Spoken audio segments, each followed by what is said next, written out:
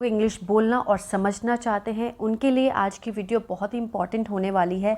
आज मैं लेकर आई हूँ कि जब हम हेल्पिंग वर्ब के साथ हैव, टू या फिर बी लगाते हैं तो इसका क्या सेंस बनता है, इसका क्या मीनिंग होता है। ठीक है, तो सबसे पहले हम करेंगे हैव।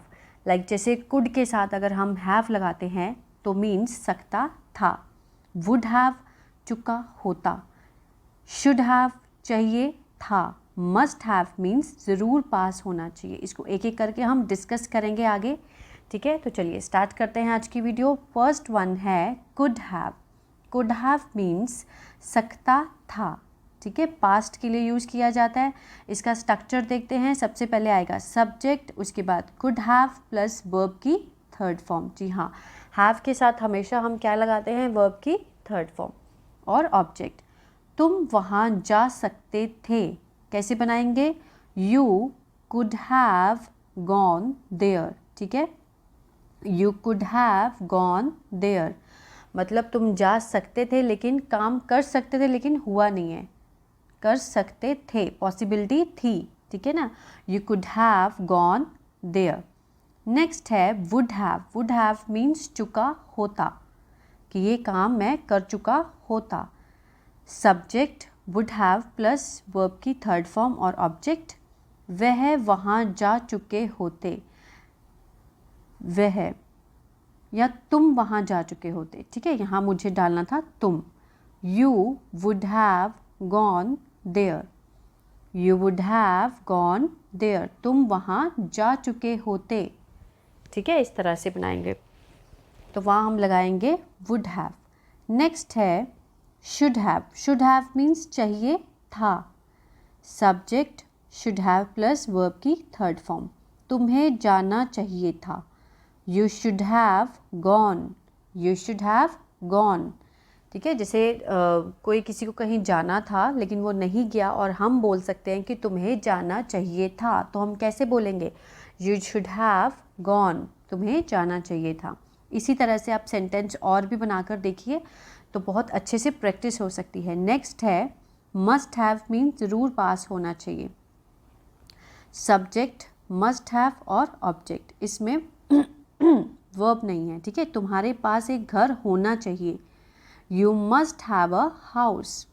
कोई चीज़ अगर ज़रूर होनी चाहिए किसी के पास तो हम कैसे बोलेंगे, you must have a car, you must have a house, you must have a cycle, इस तरह से। ठीक है, मस्ट हैव लगाकर हम बोल सकते हैं। नेक्स्ट है बी। ठीक है, जैसे विल बी रहा होगा, रहे होंगे। मस्ट बी ज़रूर किया जाना चाहिए। कुड बी हो सकता था, पॉसिबिलिटी है। शुड बी होना चाहिए या फिर बनना चाहिए। ठीक है, और वुड बी मीन्स होता। इसके दो और भी हैं, वो मैंने उस पर स्लाइड में डिस्कस किया है। तो चलिए बी का देखते हैं। विल बी मीन्स रहा होगा या फिर रहे होंगे। सब्जेक्ट उसके साथ विल बी और वर्ब की फोर्थ फॉर्म और ऑब्जेक्ट। वे खेल रहे होंगे।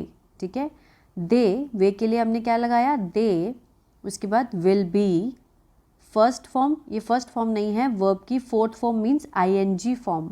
फर्स्ट फॉर्म के साथ जब हम आईएनजी लगा देते हैं तो वो क्या हो जाती है, वर्ब की फोर्थ फॉर्म। ठीक है, दे विल बी प्लेइंग, वे खेल रहे होंगे, they will be playing. Next है मस्ट के साथ जब हम बी लगाते हैं तो मीन्स ज़रूर किया जाना चाहिए, मस्ट बी प्लस बी 3। दरवाज़ा ज़रूर बंद किया जाना चाहिए, the door must be closed, the door must be closed. Next है कुड बी या कुड हैव बीन, दोनों का जो मीनिंग है वो बिल्कुल सेम है। इसमें कंफ्यूज कुछ बच्चे हो जाते हैं। ठीक है, इसमें जो संभावना होती है उसको दर्शाता है। लाइक जैसे वह घर पर हो सकता है। ठीक है, ऐसी संभावना है कि वो हो सकता है, कि पक्का नहीं है, हो या ना हो सकता है।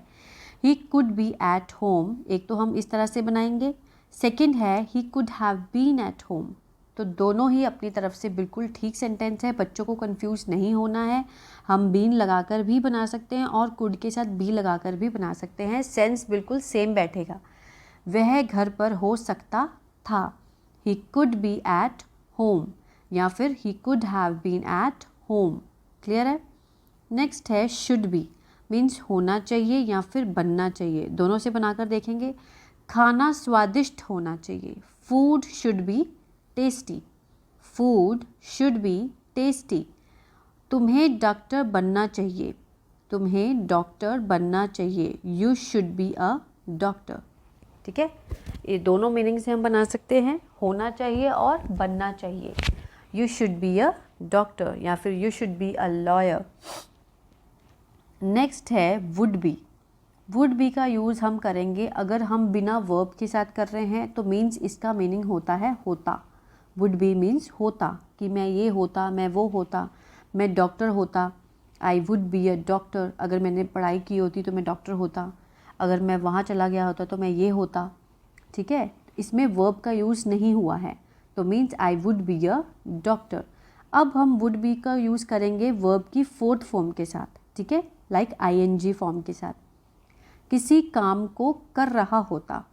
ठीक है, किसी काम को कर रहा, सब्जेक्ट जो है वो किसी काम को कर रहा होता, तो हम वुड बी के साथ वर्ब की फोर्थ फॉर्म लगाएंगे। ठीक है, वह जा रहा होता, मतलब वो जाने के काम को कर रहा होता। ठीक है, he would be going, he would be going. समझ आया? वुड बी के साथ जब हम वर्ब की फोर्थ फॉर्म लगाएंगे तो इसका मीनिंग होता है कि सब्जेक्ट किसी काम को कर रहा होता।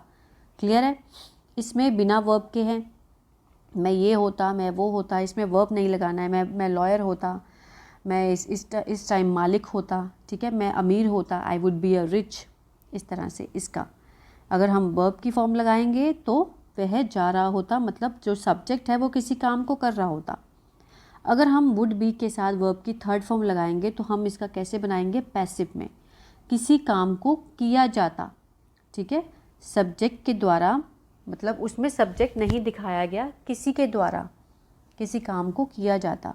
जैसे हमें भेजा जाता, लेकिन भेजने वाला कौन है ये हमें नहीं पता। ठीक है, तो ये क्या है? पैसिव है।